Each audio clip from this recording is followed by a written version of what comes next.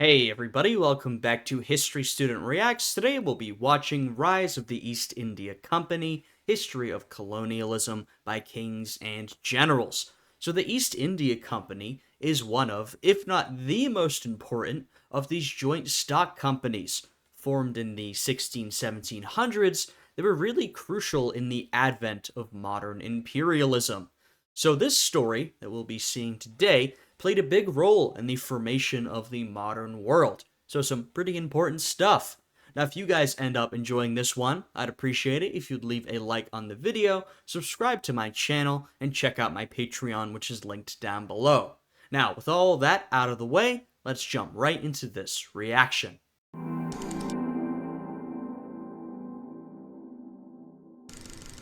Imagine, if you will, an evil corporation Whoa, new narrator. controlling the lives of hundreds of millions of people. A dystopian conglomerate that possesses a private army 3 times the size of the armed forces of its home country, lobbying and bribing politicians with impunity to further its endless world-eating hunger. That's quite a way to put it. Like I said in the introduction, the East India Company, it's extremely important. It's very representative of this collection of joint stock companies founded in the 1700s with the goals of essentially aiding in pushing European colonization around the world. In fact, it probably shows us the furthest extent of that colonial project. Now, along with controlling a lot of trade, one of the things about the East India Company is before the British government directly controlled a lot of this territory in the Indian subcontinent, they controlled it through the East India Company, right? So the East India Company, more than just being a trade company, which already gives you a lot of power, they had armies, they controlled an extreme amount of territory in South Asia, right? It was really a state of its own. It's hard to overstate how important and powerful the East India Company was at one point in time, before Britain takes more direct control, the British government, primarily in the sort of 1800s, when imperialism continues to advance and some changes occur. But yeah, this company, truly, truly powerful on the global stage. No, we're not talking about Arasaka Corporation from Cyberpunk, or even the ExxonMobils or Samsungs of the modern-day real world. Instead, we're talking... Dude, Samsung wishes it had the power that the East India Company did. about Not to say they don't have a lot of power, but, you know, you could imagine, and maybe we're not that far from the future I'm about to describe. In fact, I think we could be heading in that direction. But imagine one of these big corporations, probably today a tech corporation, but a corporation that also controls a lot of territory, has its own army, has its own state apparatus. I guess that's why they reference cyberpunk. It's a very sort of cyberpunk vision of the world, and that's really what we're talking about here with the East India Company. Private corporation that was founded when wooden sailing ships still plied across the oceans. One of the world's first joint stock companies, which began as a band of pirates and scoundrels during the reign of Queen Elizabeth I, and evolved before the time... I'm sure they'd prefer the term privateers, but of course the difference between a privateer and a pirate is simply one of perspective. of Queen Victoria into an international megacorporation responsible for the ruination and impoverishment of the largest and richest continent in the world. Welcome to the first video in our series on the British East India Company. Series? In this inaugural chapter, we will discuss the origins, foundation, and early rise to prominence of the profit-hungry behemoth which shaped the modern world and pioneered the capitalistic landscape we now live in. You probably know already that you're still subject to some pillaging by individuals and corporations alike if you do anything online. But Hey, there's our other narrator, by the way. I let the ad play through as I usually do. Got their video linked down below, so you can go and check it out, leave them a like, go check out their sponsor, etc., etc. Show Kings and Generals some support for making these videos that we all enjoy to react to and watch. else, they'll find a confusing mess. But most importantly... But yeah, these joint stock companies, absolutely key to the development of sort of the global world order we live in today, the global era. of globalized capitalism, markets around the world, these joint stock companies play an important role in that process. Wrong and your info gets leaked on the dark web, they'll detect it, tell you it's happened, and how to get out of trouble. It sounds complicated, but really you just click on one thing on whatever device you're using, and it's all going to be taken care of for you in the background. NordVPN won't keep any logs of the data they handle, and you can even use their international servers to move data via other countries, ideal for overcoming content blocks or using a home connection while traveling. Try it out today with 4 months of extra coverage added for free to a 2-year plan when you sign up at nordvpn.com/kingsandgenerals. They offer a 30-day money-back guarantee, so there's no risk in giving it a go. That's nordvpn.com/kingsandgenerals.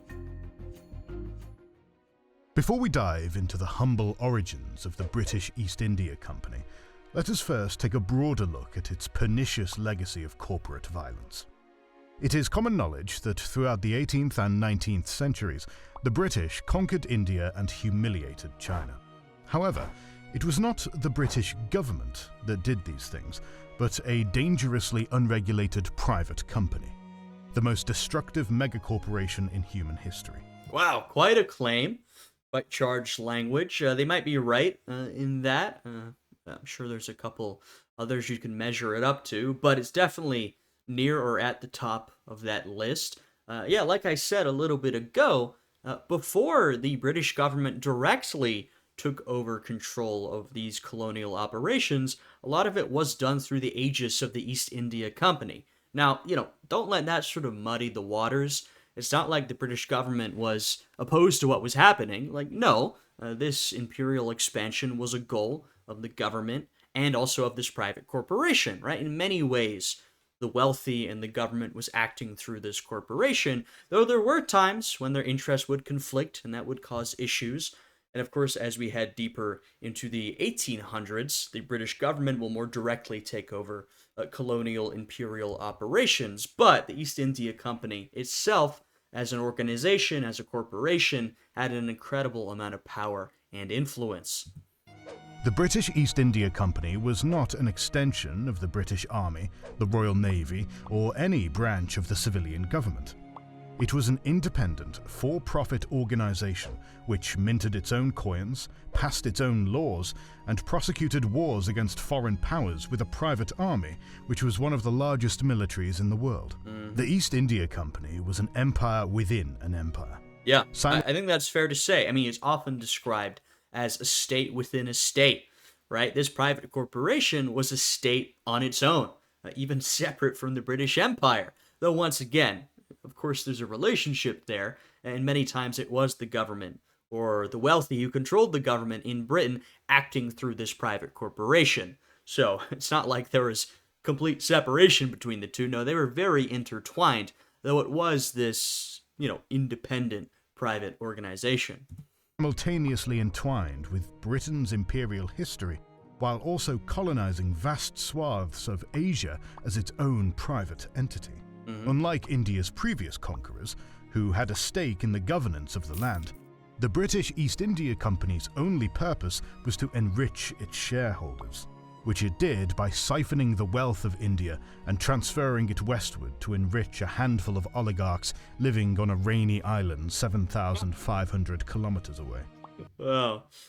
These joint stock companies, right, the first of them were founded with sort of trade in mind, and the idea of these joint stock companies, which are so key to the development of imperialism and key really to the development of global capitalism, the idea is you could bring a bunch of people together and they could all buy stock, or they could all pitch in a bit of money, right? And so what that meant was that if the operation went under, if the business collapsed, well, it wouldn't all be on one person, right? So it dilutes risk, right? Diffuses it. So it's not as risky for each individual person.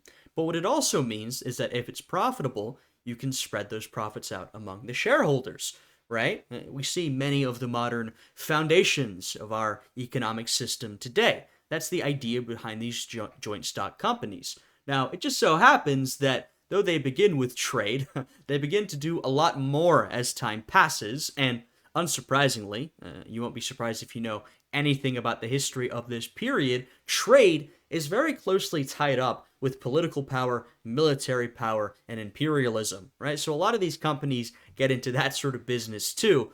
Once again, the East India Company being the best and the most extreme example of that.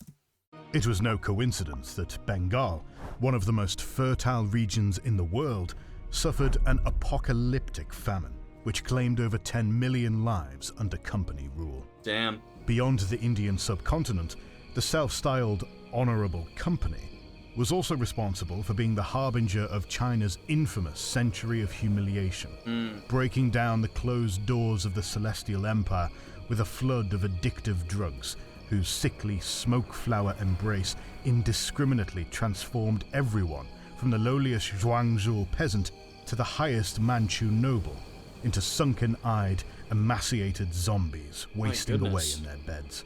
Yep, quite the description, but we're talking about the Opium Wars here, right? Where Britain essentially got into a war with China over the East India's Company ability to sell them illegal drugs, opium. China wasn't happy. Well, after a couple of wars, China didn't have much of a choice, right? This is really the era of British imperial ascendancy. Historically, India and China were by far the richest and most culturally influential regions on Earth. Yet, in modern times, they are still fighting to catch up to the West in technology, wages, standard of living, and global cultural influence. I think China's just about caught up. they're just about on parity with these Western countries. In some ways, you could say ahead. But, I'd say on balance, they're either almost or entirely caught up. This is the modern legacy of a single private company, which once ruled over an empire larger than most empires. With all that said, let us now move on to how it all began. Wow, what a preface Since antiquity, the continent of Asia was far richer than the continent of Europe. The civilizations of China, India, and the Malay archipelago were luxury markets par excellence, with the peoples of Europe craving its products of silk, porcelain, and exotic spices. Yeah, that's true. I mean, you see, first of all, the number of people living here is always really incredible. There's a lot of production of luxury goods, a lot of trade, a lot of wealth that would sort of slowly make its way west. We can talk about the Silk Road, things like that. You would travel through the Middle East. It's where a lot of these Persian empires got their wealth from, was being sort of a middleman between the East and the West, Asia and the Mediterranean worlds, and then some of these goods would make their ways west into the Roman Empire or whatever other empires and states that were in.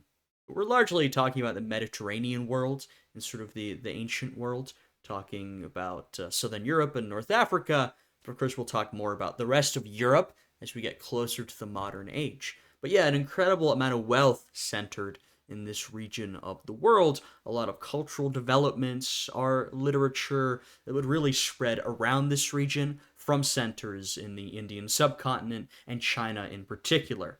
I mean, I always say it's pretty hard to overstate the extent of Chinese cultural influence on really all the surrounding powers in this area, and that's also true for India as well. Which moved westwards through the continental and maritime Silk Roads. Despite this, Western Europe had historically little direct contact with the East. Throughout the Middle Ages, Europe's primary spice hookup came through the middlemen in the Islamic Middle East. Yep.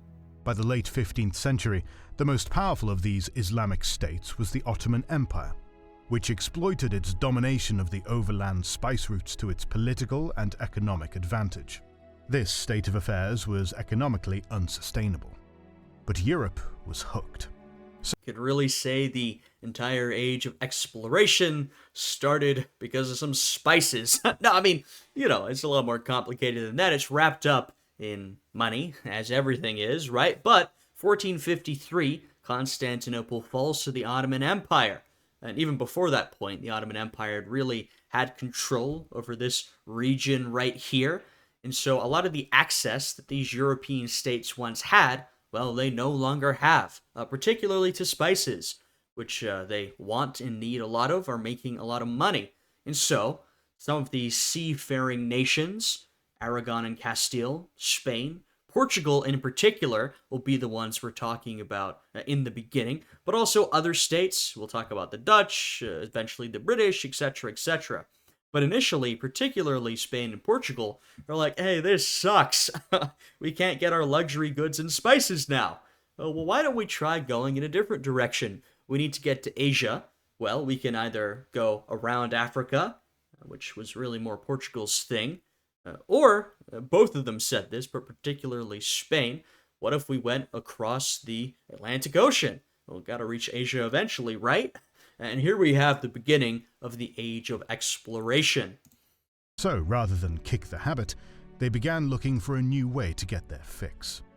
In this, it was the small kingdom of Portugal that became the main trailblazer. In the year 1497, the Portuguese explorer Vasco da Gama set out from the port of Lisbon with 4 ships and 170 men, embarking on one of the most seminal journeys in world history.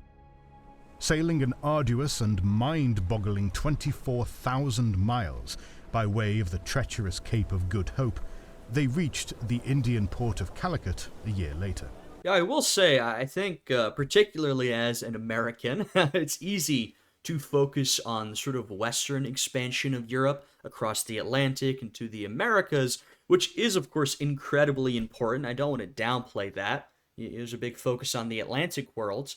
But, sometimes you can forget that, just as important is what's going on eastwards, right? Traveling around the entirety of Africa, and all this trade that was conducted and taken over, first by Portugal, then by the Dutch, the British, the French even were involved, etc., etc.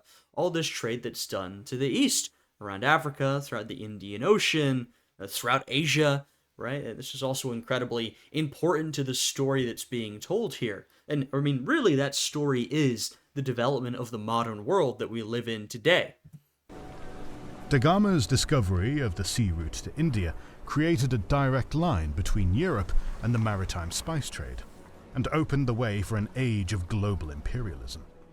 Within a decade, the Portuguese began rapidly expanding their colonial empire, establishing a network of coastal fortresses along the coasts of Africa, India. Right, and these are really the first significant European settlements in Africa. Not to say there had been none, that's not what I'm saying, but you think about European colonization in Africa, you're more likely to think about, I think, the 1800s with the real takeover. But before that, what we have are essentially these European trading ports and forts throughout the coast of Africa. First the Portuguese, once again, then the other European powers, where they're setting up these trading ports and forts so that they can conduct their trade routes. They'll begin trading. Of course, these are meant to facilitate trade, long-term trade, but they'll also do more local trade with the regions of Africa that they're located in. Also forts to protect those trade routes, right? And then you get into buying and selling people, right? The slave trade, both on the Atlantic and Indian Ocean side of things, right? So this is a really important imperial presence here. India and the Malay Islands. Before long, the Portuguese were joined in Asia by their Iberian cousins, the Spanish, who began colonizing the islands of what are now the Philippines. By the end of the 1500s, the wealth generated by Spain and Portugal's overseas colonies had made them by far the wealthiest kingdoms in Christendom. Oh yeah, I will say though, the Spanish are always far more focused on the Americas. That's what they're focused on. The Portuguese are focused more throughout Asia and Africa. But of course, there's overlap, right? You see some Spanish presence throughout the Pacific and the Indian Ocean. And of course, you have Portuguese presence in the Americas, with Brazil in particular. But these are the first to arrive to the really modern game of colonialism. Of course, there have been plenty of imperialism before, but this is really a different game. The amount of wealth that's being brought in, Portugal and Spain become very, very rich, very, very fast. And so all of their neighbors are beginning to think, hey, how can we get in on this? That's what the Dutch are thinking, the British, the French, etc., etc. All these guys are like, hey, we want to get some of that money. During the 1500s, the Kingdom of England was a far cry from the global juggernaut it would later become. A poor nation with a meagre population of 4 million, It had no Wow. colonial holdings besides Wales and Ireland, and was a century removed from the Act of Union with Scotland, which would create the Kingdom of Great Britain. Ever since becoming a Protestant kingdom during the reign of Henry VIII, it had suffered deteriorating relations with the recently unified Catholic monarchies of Portugal and Spain. Consequently, the English sought to get in on the spice trade, and colonization hitherto monopolized by their Catholic rivals. During the reign of Queen Elizabeth I, English adventurers began roving out into the endless sapphire expanse in search of Spanish treasures. And a lot of this really begins under Elizabeth I, and we see the sort of first attempts at British involvement.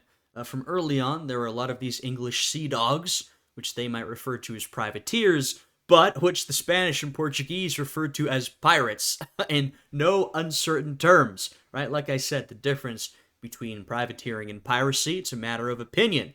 And so first they say, well, why don't we just loot, essentially, these Portuguese and Spanish trade routes?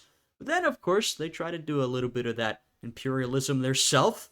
You know, there's the attempt at Roanoke, which doesn't go very well, but shortly after that, as we head into the 1600s, you'll have some more successful attempts at British colonialism that will really snowball over time until Britain is, of course, the greatest of the imperial powers.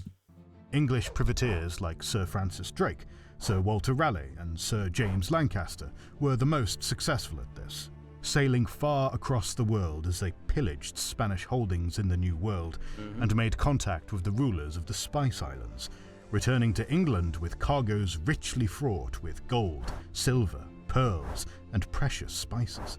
These journeys whet the English public's appetite for commercial expansion into the oceanic domains of their Spanish and Portuguese rivals.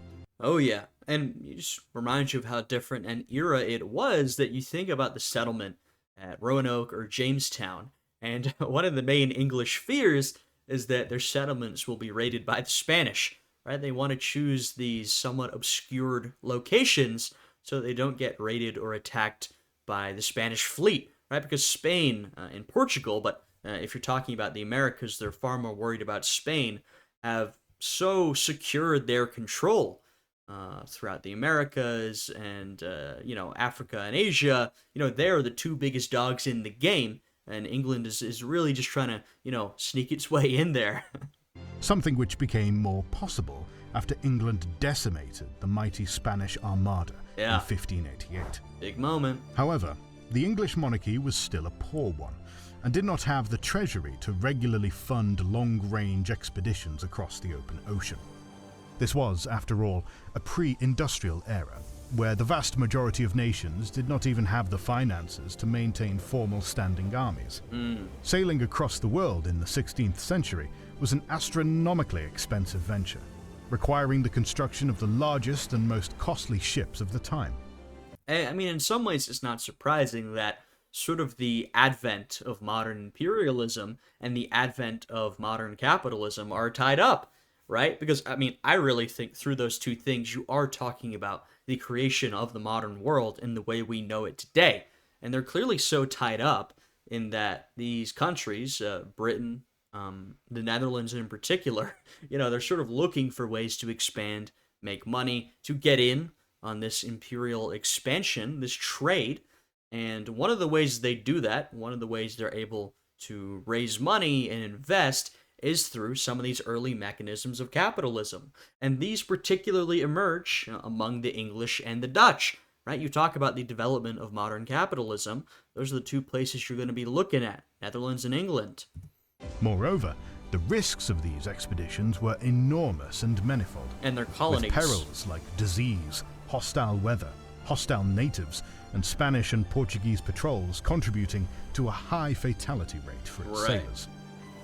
Thus, the English government bankrolled its colonial dreams using a method intimately familiar to those who live in our modern corporate landscape, by shunting the costs onto private corporations known as joint stock companies. There you go. The idea of the joint stock company was one of Tudor England's most groundbreaking economic innovations. Its origins lay in the craft guilds of medieval Europe, in which merchants or artisans from a specific profession could pool their resources to undertake ventures none could afford to make individually. Joint stock companies were a natural expansion of this idea, allowing anyone to invest in a venture without even being directly involved in it. The idea of being able to make money by simply buying shares and waiting for them to increase in value is not only normal in our modern day, but the cornerstone of the global economy. Yeah. However, in the 16th century, it was a brand new innovation, one which titillated many among London's wealthy merchant classes. I mean, I've already mentioned several times how important all of this is to the modern world. You're sort of seeing some of that here. The development of modern capitalism and imperialism and etc., etc., etc. And like I said, you look at early capitalism and the early mechanisms of capitalism, you're going to be looking at the Netherlands and at England. And Wales and Ireland and Scotland. I mean, they're part of this too. Basically, the peoples of the British Isles, but England is really pushing it forward, as are the Dutch. Consequently, various English trading companies accumulated enough capital to purchase ships and crews for long-range expeditions. These companies were provided with royal charters by the English crown, which granted them monopolies over English trade with certain regions of the world. Yeah, and through these joint stock companies and through their sort of different style of colonialism, where they are very focused on this cash crop production and extraction in that way, England and the Netherlands begin, and France also, they'll come in on the picture, they begin to make more and more money, just as, especially for the Portuguese and Spanish, a lot of that is drying up. You know, Spain has made a lot of its money from extracting gold and silver, particularly silver, from Latin America, from Peru in particular. A lot of that's drying up. Their model of imperialism is beginning to not work as well.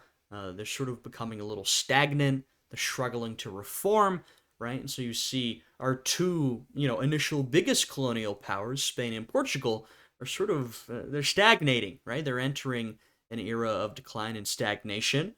But there are attempts to reform and modernize and all this type of stuff, while you have these new colonial powers coming in with new methods and all this sort of stuff, and they will become really the dominant powers of the world. I mean, Britain and France will sort of be your big two in the end, but, you don't want to forget the Dutch. They play a big role in this too. They're often, I think, swept aside.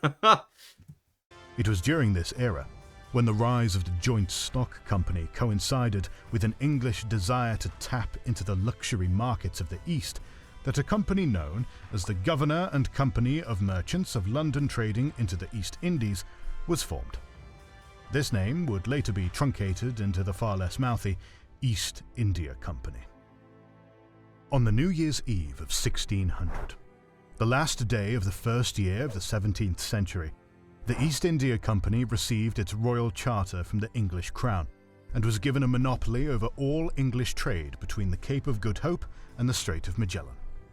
Its first governor was the prominent merchant... And that is how these corporations often worked, which, of course we see some differences between this and, say, our modern systems of trade and capitalism.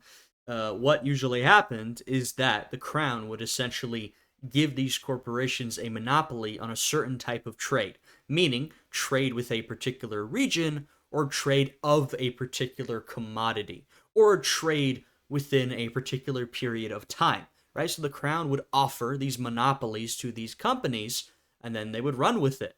And, sometimes it sort of just ended up, I don't want to say by luck, but in some sense it was relatively arbitrary, where oftentimes when these monopolies were being handed out, it was not clear how much value they would accrue in the long run, right? So there were a lot of these companies that got different regions, and as you can imagine, some of these companies in the end stagnated or declined or didn't find much success.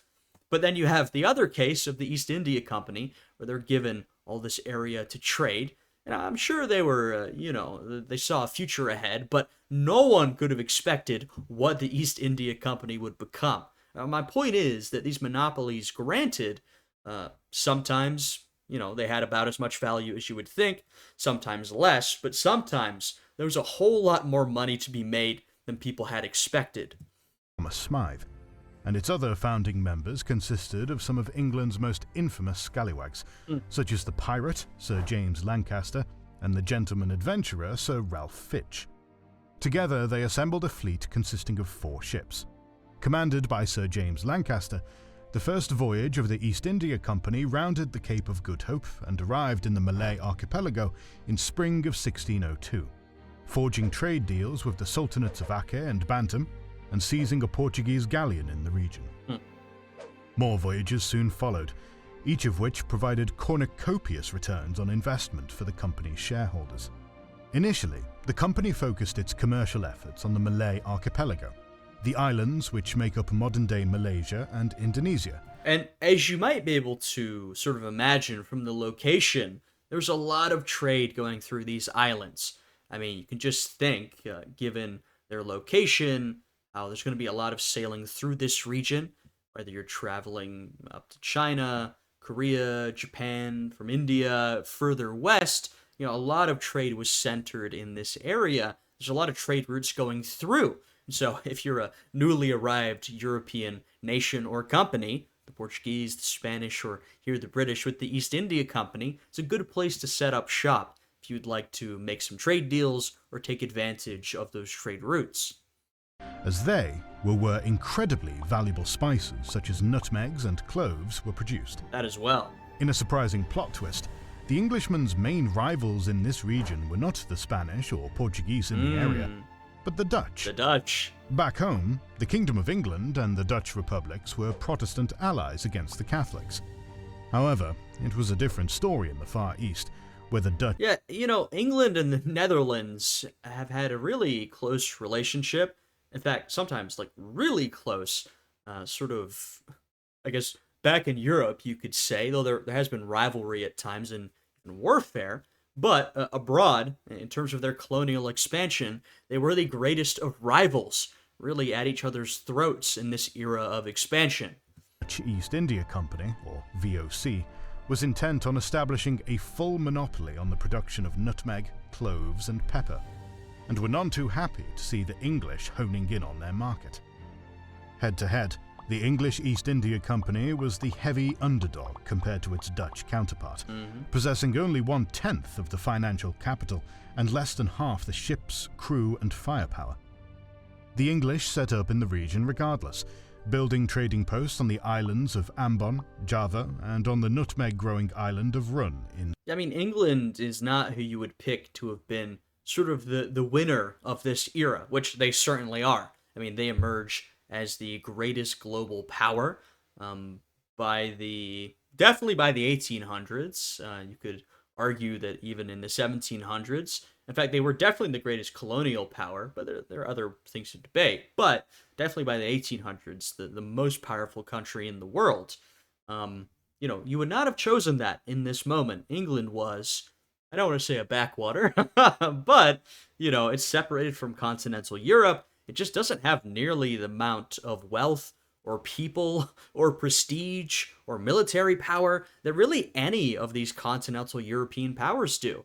The Spanish, the Dutch, the Portuguese, the French, they're not really competing in that respect. And so, once again, they are the underdogs here, but they end up really winning the entire game. In 1603. Another island nation that the English East India Company probed into during its early years was the land of the rising sun. The first English vessel to arrive upon Japanese shores was captained by company employee John Sarris, who crested upon the southern port of Hirado in January of 1613. There, they were surprised to encounter one of their own countrymen, the famed English samurai, William Adams, who had arrived in Japan on a Dutch vessel 13 years earlier, and since became a valued vassal to the shogun, Tokugawa Ieyasu. Adams was instrumental in facilitating an official meeting between Sarris and the shogun. Incidentally, Sarris's career with the company ended shortly after this trip, after he was discovered with a large collection of Japanese erotica. Although the English East India Company established a factory in Hirado, it was short-lived and unsuccessful, unable to compete commercially with their Dutch counterparts, who were better established in the region. Yeah, when we talk about trade with Japan, at least until Japan is opened up later on by the US, the Dutch are really winning out among their European rivals, though Japan is very closed off throughout this period of time. After consistently failing to turn a profit, the English factory in Japan was abandoned in 1623. Meanwhile, tensions between the English and the Dutch in the Spice Islands were heating up. In the same year the English company left Japan, its factory on the Indonesian island of Ambon was seized by the VOC. By the second half of the 17th century, the Dutch had conquered most of Spain and Portugal's territories in the East Indies and turned their full focus on dislodging the English from the islands. In 1663, the Treaty of Breda saw the English crown compel the East India Company to relinquish their claim on Roon Island and its sweet, sweet nutmeg to the Dutch. Yeah, if we think about the sort of colonial legacies of this era, we think of the Dutch as essentially taking over control of a lot of these islands from the Portuguese. That's sort of their role in this process, right? What the Portuguese once conquered, the Dutch now come along and mostly take, right? The English, well, they're going to find success, I mean, nearby, but something a little different. England's consolation prize was a little-known island known as Manhattan, a place which would surely never amount to anything. Pushed out of the Malay archipelago, the English East India Company had little choice but to leave the lucrative Spice Islands behind and focus on another market with equal potential: the ancient civilizations of India. Back in the summer of 1608, the galleon Hector made sight upon the port of Surat, the first English East India Company ship to arrive upon Indian shores. Here, the Englishman's main European competitors were the Portuguese, who had spent the last century developing a network of outposts along the Indian coast, the largest of which being Goa. When the Portuguese first forced their way into India, the land had been divided between many small sultanates and Hindu polities. However, by the time the English arrived, vast swaths of the northern subcontinent had been unified under a new superpower: the Mughal Empire. It cannot be understated what a global titan the Mughal Empire was. Ruling over 1/5 of the world population, it possessed an economy larger than all of Europe's combined and was rivaled only by Imperial China. At the beginning of the 17th century, the Mughal court in Delhi was a lion, the Portuguese viceroy in Goa was a bobcat, and the English traders who freshly arrived upon Indian shores were mice. So, Wowee.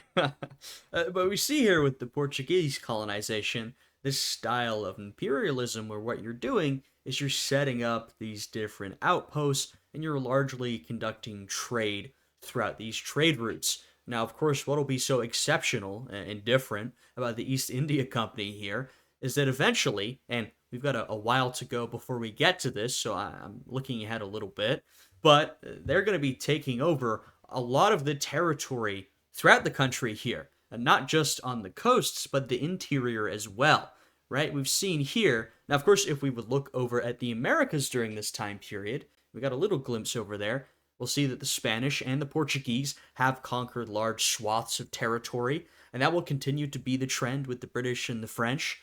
But here, out in Asia and Africa, it has primarily been setting up in these different ports, setting up forts to secure a location, conduct trade, and conquer some territory, but largely to conduct trade in the region. Britain's going to really sort of shake that up. Not only Britain, but the East India Company are going to be the big player in that process. in order to avoid being eaten by the bobcat, the mice sought the protection of the lion. To that end, 2 English missions were sent to the Mughal capital, one in 1608 and one in 1615. These missions were ultimately a success, resulting in the East India Company being given permission to build a trading outpost in Surat in 1618, the first significant English outpost in the Indian subcontinent. From this toehold, the East India Company purchased further territorial enclaves across the continent, buying the Tamil settlement of Madras from the declining South Indian Vijayanagara Empire in 1639. The East India Company's directors and diplomats assimilated themselves well into the complex politics of the Mughal court, outmaneuvering their European rivals to receive preferential treatment from its all-powerful emperor. I mean, I think we'll see throughout this series that both before, but also during the era when the East India Company is using more direct force, military force, especially before then, but even during that time, interfacing with the politics of the region is a really important part of this. East India Company and its officials need to be able to come in to work in one way or another with these local governments, local officials, all these types of things. Now, like I said, eventually they're going to be using a lot more direct military force. Even then, there's a lot of politicking at hand, but especially now, they don't have the power, the force to come in and really assert themselves like that. They need to be a little more cautious in how they deal with these surrounding powers. As a result, the English commercial presence in India had soon overtaken the Portuguese. In 1661, the English East Company received the Portuguese outpost of Bombay as part of the dowry King Charles II obtained through his marriage to the Portuguese Princess Catherine of Braganza. Bombay quickly grew into the East India Company's largest commercial centre in India, with a booming colonial population of 60,000. Wow. As the East India Company expanded its commercial operations in India, it soon became ignominiously involved in the African slave trade, purchasing slaves from East Africa and transporting them to work in their factories in India. Yeah, of course, Britain will get involved in both sides of the slave trade, the Indian Ocean side in East Africa and the Atlantic side in West Africa. Now, of course, there are already people operating the slave trade. The Portuguese, largely at this time the Spanish as well, but eventually Britain will become the sort of main facilitator of the slave trade. They'll be doing a majority of the slave trading, on both ends. I'm particularly thinking of the Atlantic. When I say that, Britain will be trading a lot of slaves, from Africa, both throughout a lot of their colonial territories, right? Because they become this major colonial imperial power, they'll have a real stranglehold on the slave trade at one point. So yeah, that's a big part of what we're going to see here, and I think we often, once again, think more about the slave trade in relation to the Americas, and of course it's such an important part of that story, but the slave trade, it's also important to the story here in the Indian Ocean side of things. This was but the beginning of the exploitation and human misery that the company would become synonymous with in later centuries. By the end of the 1600s, the East India Company was by far the most influential private company in English society, with the cottons, silks, tea, coffee, and indigo they imported taking their home country by storm. And you might, these are really the important goods of that era. And you might have noticed that some of those goods, like cotton, coffee, indigo, these are also the goods that are produced in slave plantations throughout the Americas, right? Particularly in the Caribbean, in places like Barbados and Jamaica, British, or places like Saint-Domingue, French. These are a lot of these goods that are produced on those slave plantations. We also see produced here. Now, first, a lot of that is through trade, but we will see these colonial powers, Britain in particular, setting up essentially plantations, sometimes operated by enslaved people, sometimes by unenslaved but still pretty coerced labor, where they want to produce more and more of these cash crops, the important goods of the era, right? So we see a lot of that traded from here, produced here, and then also taken and produced using slave plantations throughout the Atlantic world.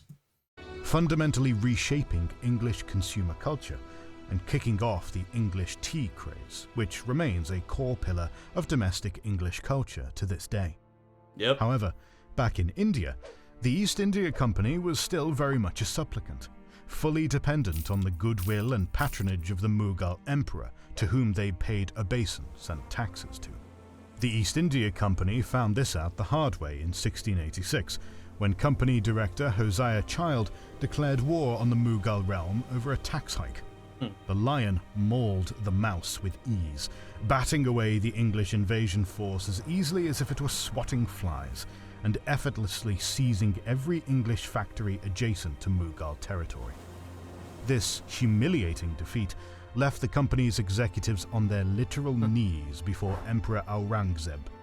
Right, so as they're saying, Britain here is still sort of the lesser power of the two, or the East India Company is. However, as it gains a footing here, what it can do is it can leverage that against its European rivals, or really rivals around the world. And with that increased wealth and military power, it can start setting up, making itself more powerful in different regions, which will then bolster its position with the Mughals, right? So there's a lot sort of going into this here. Submitting to Mughal authority and begging him for forgiveness. Feeling clement, Aurangzeb graciously forgave the Englishmen, returned their factories to them, and even allowed them to set up a new one at Calcutta in 1690. As dawn rose upon the 1700s, so too did it on the 100-year anniversary of the East India Company. Over the course of a century, the company, founded by a band of pirate adventurers a century earlier, evolved into an extremely successful international enterprise. Although its ventures in Indonesia and Japan had not panned out, its footholds in India were generating fabulous wealth for its shareholders, and it was from these footholds that the company's saga would evolve from a success story to a tale of rapacious infamy. In 1707, the Mughal Empire shattered. The reign of Emperor Aurangzeb had seen the Mughal Empire reach its territorial zenith, but left its vast armies diminished and its treasury depleted. After his death, hereditary vassals across the empire took advantage of the central government's weakness. Right, so what does that mean? It means a power vacuum, it means opportunity, right? So if you're an enterprising power in the area, which the East India Company very much is, well, this is your time. You've got an opportunity here to gain more power. Economic, political, military power. There's an opening. Severed their ties to the imperial capital of Delhi, resulting in the political fragmentation of the subcontinent. Suddenly, the East India Company was no longer a mouse under the protection of the lion. The lion was old and wounded, and the English were now one of many hyenas circling around its dying body. Yep. The playing field had been leveled, and now the East India Company was poised to play the turbulent game of thrones, which would see them become the masters of Hindustan. In our next video on the history of the British East India Company, we will retell the sequence of events which led to the company's complete conquest of the Indian subcontinent.